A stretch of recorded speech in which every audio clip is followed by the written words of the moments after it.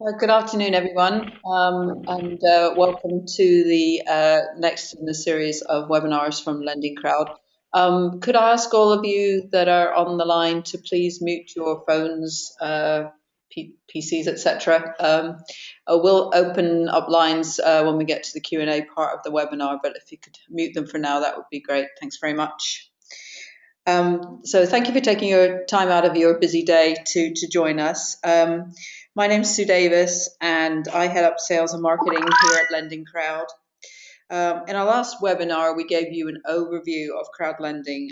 If you missed this, it is available on the website to or download. Today, we're going to drill down a bit more and look at Crowdlending from an investor perspective.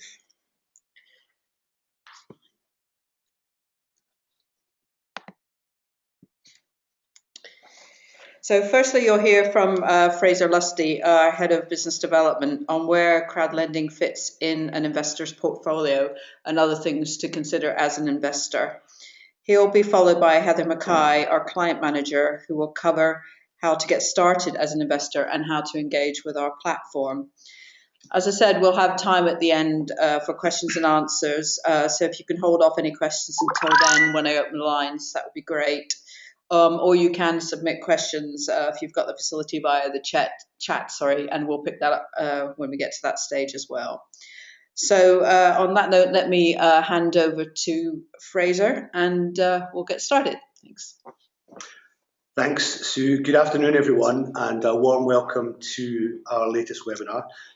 My name is Fraser Lusty, as Sue mentioned. I'm the Head of Business Development here at LendingCrowd.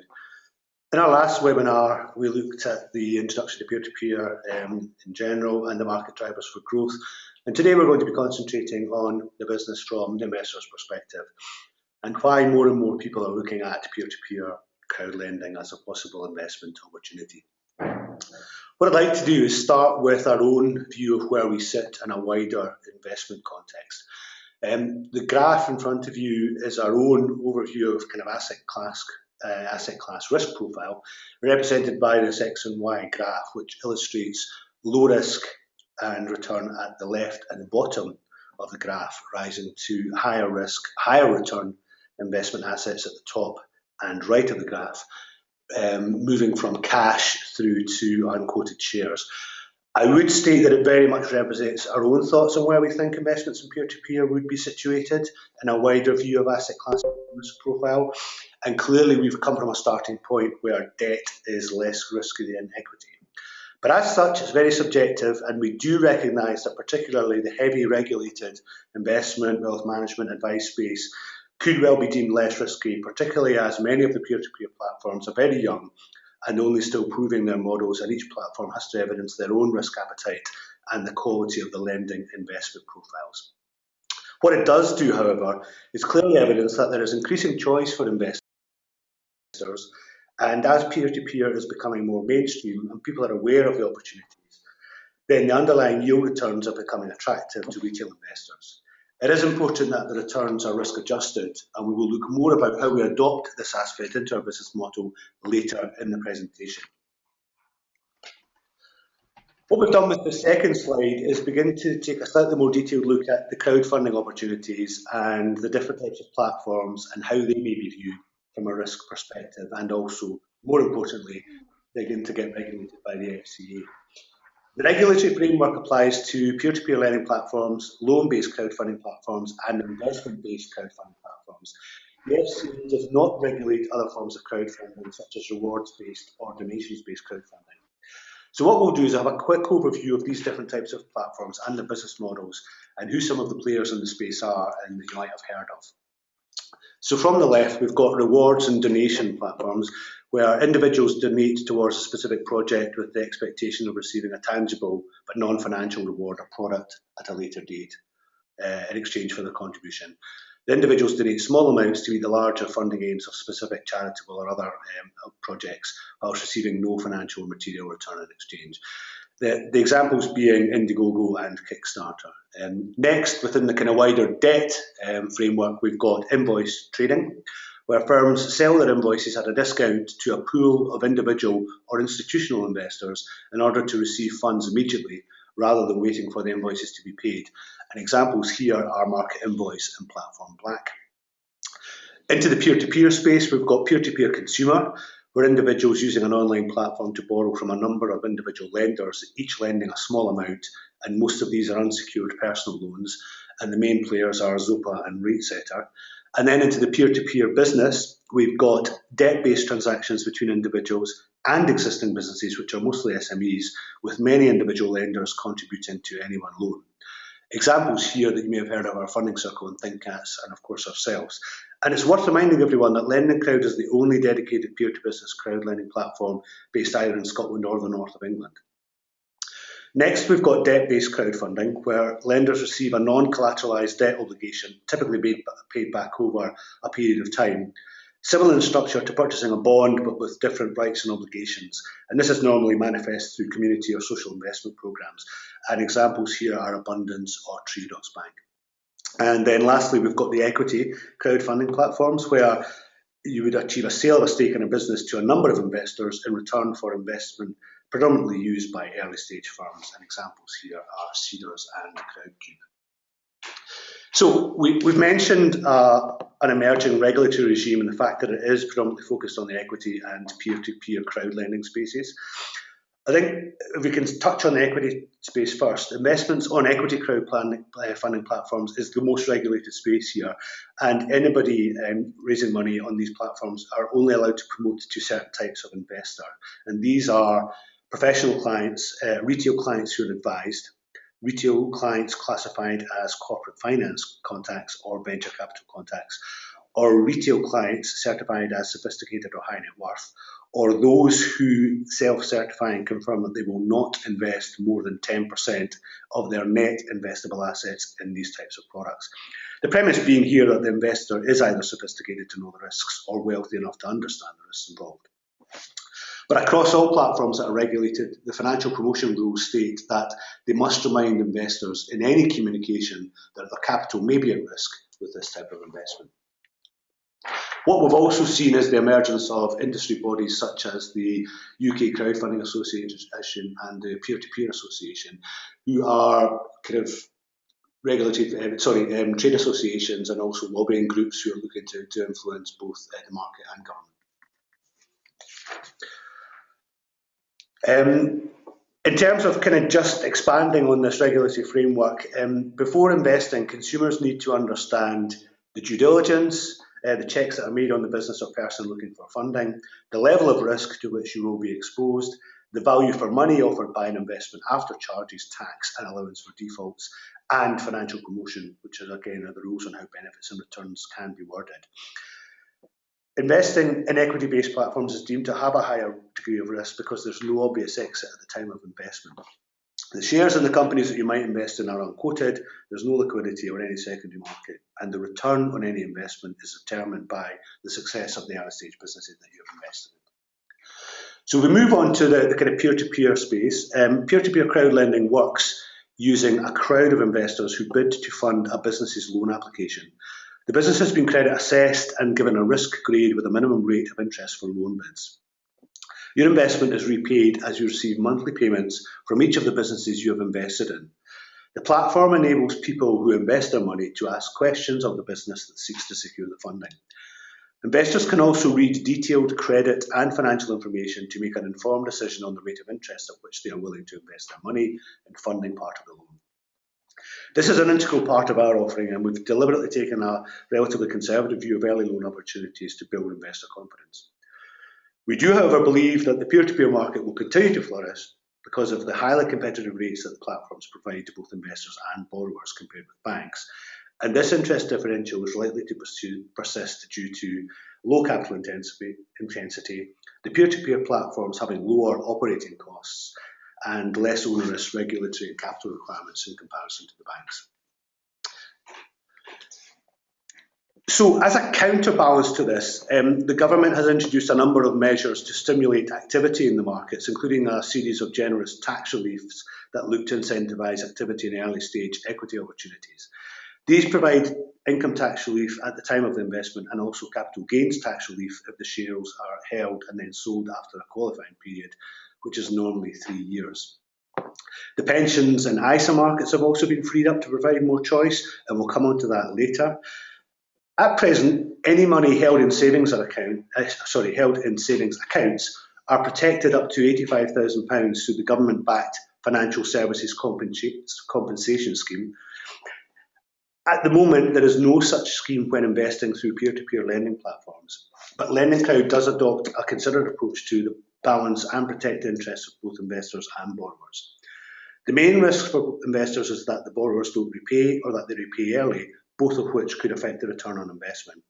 We would therefore recommend that all investors carefully review individual businesses in which they choose to invest using our in-house credit assessment tools, and that they also diversify funds across many businesses. And again, it's worth reiterating that the capital may be at risk in this type of investment. So moving on to what's happened this year in the budgets, 2015 summer budget included an announcement that will really boost the crowdlending sector, namely the introduction of a new type of ISA called the Innovative Finance ISA, FISA.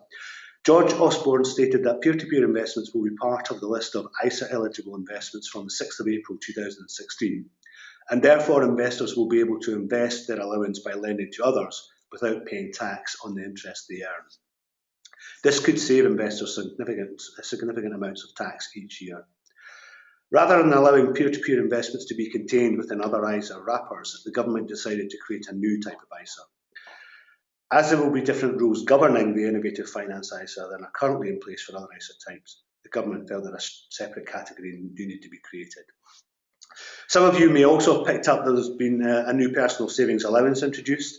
Although it was introduced in the budget this year, it will come into effect again from April 2016, which means that individuals will be able to receive up to £1,000 in savings or loan interest without being liable for tax. That's assuming that you're a basic rate taxpayer.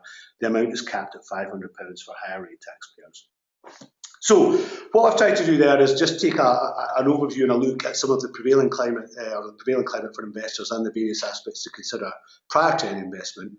I'm now going to hand over to my colleague Heather Mackay, who's going to take us through the investment process. Thank you, Fraser. So my name's Heather Mackay and I'm the client manager here at LendingCrowd. You should be able to see a diagram of the investment process on your screen, and I'm just going to talk through that in a bit more detail. So the first step of the process is to sign up as an investor. You create your LendingCrowd account by signing up on our easy-to-use website and complete our verification checks using your passport or driving license. These checks are legally required for anti-money laundering purposes and are the same checks carried out by any financial services company. If you do not automatically pass the verification check, I'll get in touch with you to discuss this and possibly ask for more information, which usually means scanned copies of your documents. Once you're verified, you can transfer funds into your investor account to start investing. So the second step of the investment process is to transfer in money. So you can transfer money into your investor account by either bank transfer or debit card. Transferring money by bank transfer means that the money could be in your account in as little as 3 hours on weekdays, and you can find our bank details on the transfer in page to help you do this easily. You can also load funds by debit card if you prefer. Just enter your card details and the amount you want to transfer, and we'll take care of the rest. Once your money is in your investor account, you can invest in UK businesses using our loan market and our loan exchange, both of which I'll talk through in a bit more detail. The third step of the process is to pick the business that's right for you to invest in. The loan market is where you can find the latest businesses that are seeking funding through LendingCrowd. Each business is assigned a risk band from A+ to C+ to help you decide which businesses to invest in. A+ businesses are low risk, and they go through to C+ businesses, which we consider acceptable risk. Each risk band corresponds to a minimum interest rate at which bids can be placed. The lowest risk loans, which carry the A+ risk band, have a minimum interest rate of 5.95%. Acceptable risk loans, which have the C+ risk band, have a minimum interest rate of 12.25%, and these are the highest rate loans that we offer. Bids cannot be placed at more than 4% above the minimum rate for each band. So to give you an example, for a B+ loan, the minimum interest rate for bids is 8.95%, and the maximum interest rate is 12.95%. On the loan market, you can also see details about each business, including a financial summary. The purpose, term, and amount of the loan are also shown. An important feature of the loan market is that you can ask questions to borrowers through the loan details page, where you can also see questions that other investors have asked and the borrower's responses to these questions.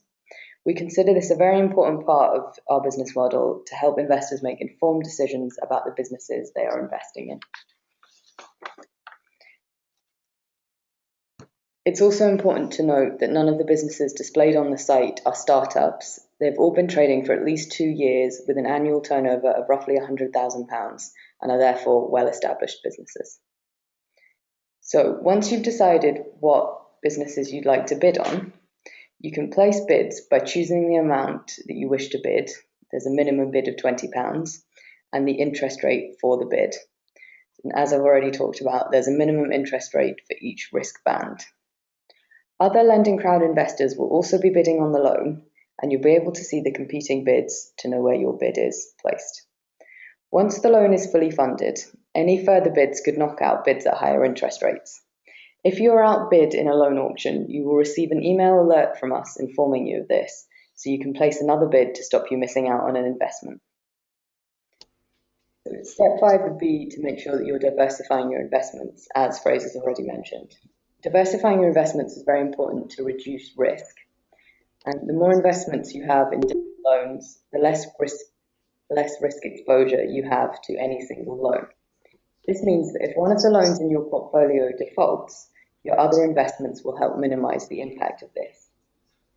The loan exchange is an excellent way to instantly invest in loans and thereby diversify your investments. And that's step 6, using the loan exchange. The loan exchange allows investors to make instant investments by buying loan parts or to free up capital for reinvestment by selling loan parts. The loans listed on the loan exchange have previously been funded through LendingCrowd's loan auction process. On the loan exchange, you can choose the amount of the loan you want to buy from a minimum of £20 up to the total investment value available. You see one aggregated interest rate of all the available investments, making the loan exchange simple and easy to use. Once you've bought the investment, you will be invested in the loan immediately and will start accruing interest straight away. Buying investments in different loans on the loan exchange is a quick and easy way to diversify your investment portfolio and spread risk. For investors who are selling loan parts, the loan exchange provides liquidity by allowing you to sell your investments on to other investors. There is a 0.25% fee for selling loan parts. So once you're invested, either through the loan market or the loan exchange, the final step is to receive your money. Each of the businesses you have invested in will pay monthly repayments, meaning you don't have to wait a long time to start being paid back. Each monthly repayment is made up of capital and interest, and there is a 1% fee applied to each repayment. Receiving monthly repayments allows you to reinvest your money and keep earning the interest rates that you're looking for, as well as diversifying. On your screen now is an example of an investor summary page, which you will see when you sign into your investor account. Once you've invested in loans, you can use this page to get to a list of your investments to list them for sale on the loan exchange. You can quickly and easily withdraw your funds if you wish. And overall, the dashboard allows you to see how your portfolio is performing and the average return you are getting. This allows you to get information on your investments at a glance. I'm now going to hand you back to Sue for the Q&A section. Right, thanks, Heather. Happy to take questions from those of you online and or through the chat. We've also had a couple of questions come in advance, so we can pick those off. If we start with one of those, while everybody's getting themselves organised. So one of the questions we had in, Fraser. Sorry, one of the questions we've had in, if Fraser can pick this up, is about the market size and how it splits between debt and equity. Okay, yeah, thanks, Sue. There was a report undertaken by Nesta at the tail end of 2014, which began to quantify the size of the alternative finance market. And at that stage, they were looking at a total market size of 1.75 billion, with an estimation that it was going to go to in excess of 4.5 billion in 2015. And of that 1.75 billion, 75% was in the debt space, the peer-to-peer space. So it does dwarf the other types of crowdfunding that we mentioned earlier in the presentation, including equity, which might be a surprise because that doesn't reflect maybe the media coverage.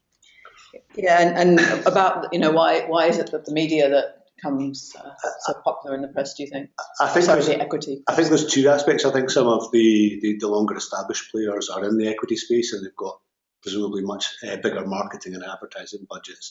You also find that they're looking at things like retail and food and drink and other sectors like that are probably very accessible to the general public, and the media have picked up on them as particular ones that are of interest. Okay, thanks, Fraser. Is there any questions from anyone on the line?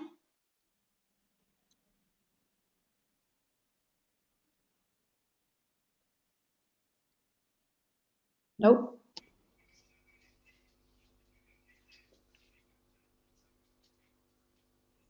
Sorry, is somebody speaking?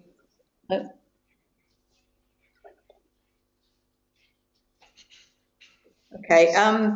So another question was around the credit assessment for borrowers. Again, Fraser, could I just ask you to kind of give a few pointers on the things we look at when we assess credit?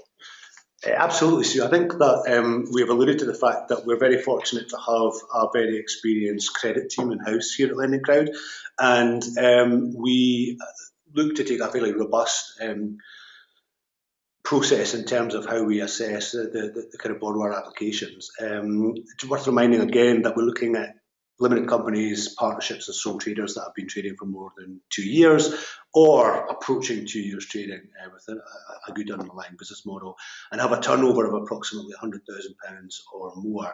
So that brings us into the kind of realms of the sectors that are being significantly ignored and kind of undervalued by the banks. So, for instance, they may be turning over quite significant money and making profitability, but their balance sheets may be light on things like heritable assets. So what we're able to do is take a much more pragmatic view on their cash flow generation. We would look to collate a raft of information around financial performance and kind of due diligence on their trading. And we've taken a kind of approach where we're applying an acronym called PITCH, where we're looking at things like purpose, the identity of the people involved, the term of the loan, the capability and the how. And that's really looking at kind of viability in its entirety, where we understand who the people are, what experience they have, the maybe unique nature of the products or services that they're offering, and whether the wider market sectors that they're in are in growth or decline. And these are all kind of relevant factors which will be taken into account by the credit team.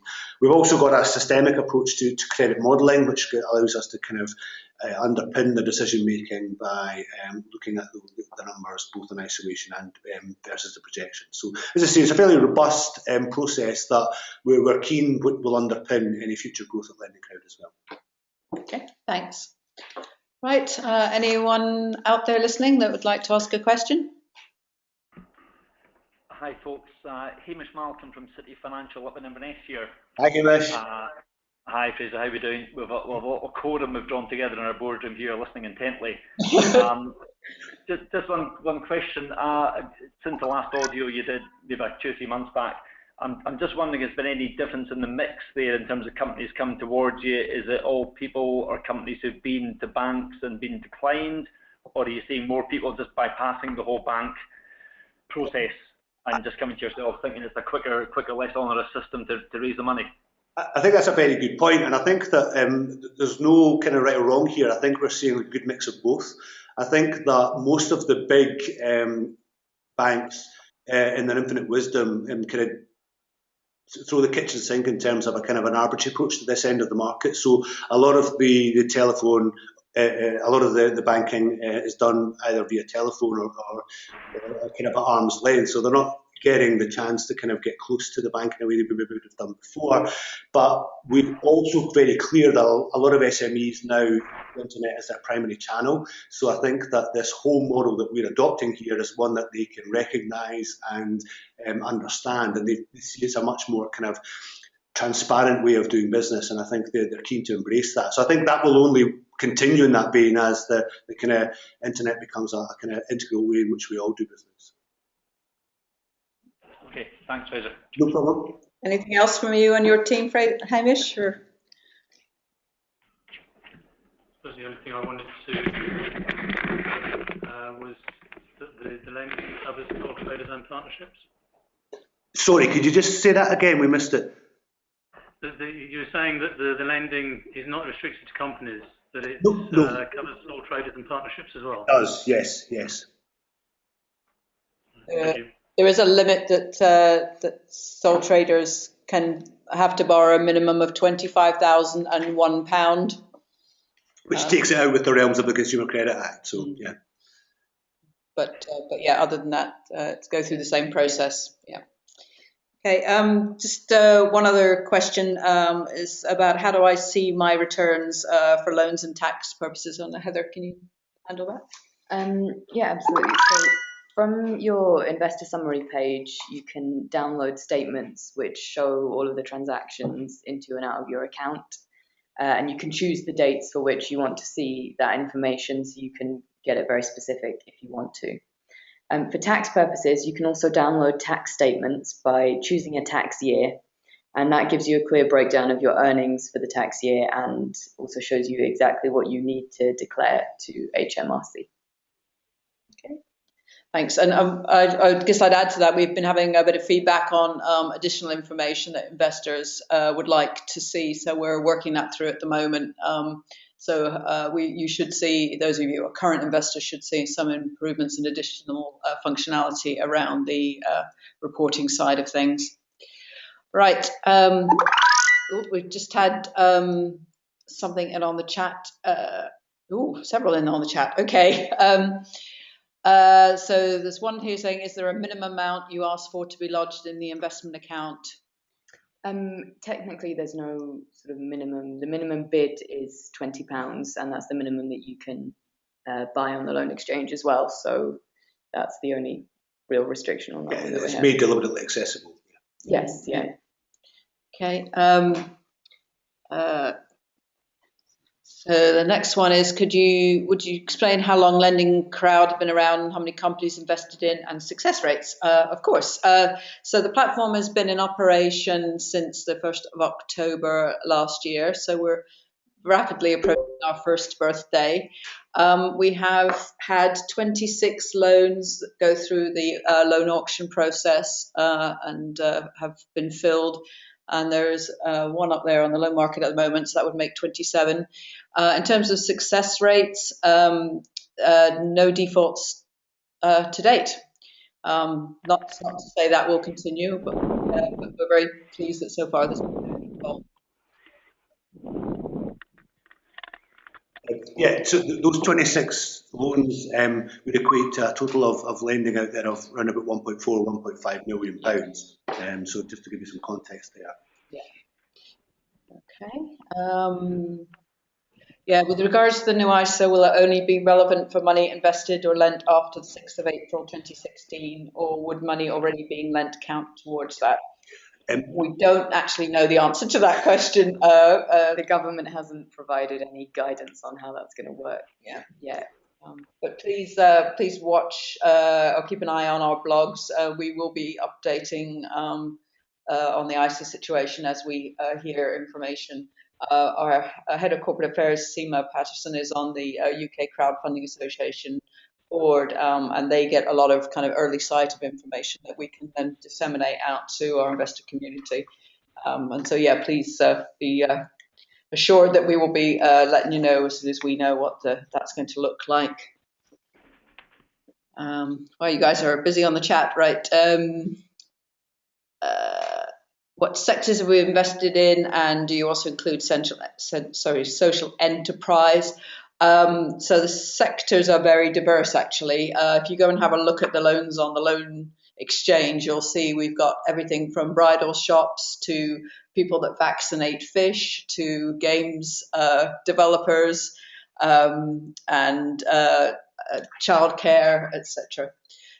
So yeah, real range. On the social enterprise thing, no, we don't. Not at the moment, but I think it's something that we're aware of. I mentioned briefly, but didn't then reference it, was the social investment tax relief. And the beauty about that is that investors in this space going forward will be able to get tax relief, and it's apportioned to debt rather than equity. So there may be opportunities to work with some of the other social investment providers in Scotland. And again, the fact that we've got a fully functioning platform may mean that we look at collaborative opportunities there. But I think that's very much, we're aware of the opportunity and who's out there playing in the space. And I think we're having early discussions about how we may work together there. Yeah. Okay. Right. So a question here about the security we look for. I presume that's from our borrowers, and the maximum length of term for repayment. So from a maximum length, it's 5 years. Yeah. And in terms of so security is looked at by the credit team on a case-by-case basis. In general, we would take debentures or bonds and floating charges, depending on which country we're talking about, and also personal directors' guarantees as well, which are underpinned by statements of assets and liabilities. But it very much does depend on the situation that the business is in as to what we would look for there. So another question, are our investors only individuals, or have we seen institutions coming in? So far to date with LendingCrowd, it is individuals. Institutions absolutely are involved in the peer-to-business and peer-to-peer lending sector. There are relationships between some of the major banks and some of the other platforms, and obviously larger funds and so forth putting money through the platforms as well.